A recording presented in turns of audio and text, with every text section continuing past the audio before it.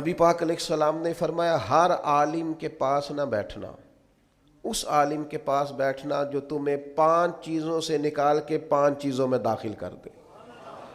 یا رسول اللہ صلی اللہ تعالیٰ علیہ وسلم کون کون سی؟ تو حضور نے فرمایا اس عالم کے پاس بیٹھنا جو تمہیں شک سے نکال کے یقین کی طرف لے آئے،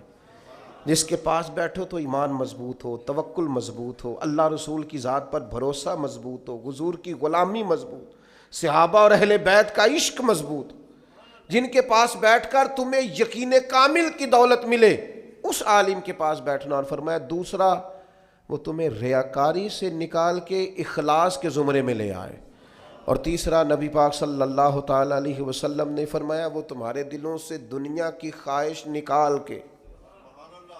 اور تمہارے دل میں تمہارے رب جو تمہیں آخرت میں چیزیں دینے والا ہے اس کی محبت تمہارے دلوں میں پیدا کر دے۔ وہ تمہیں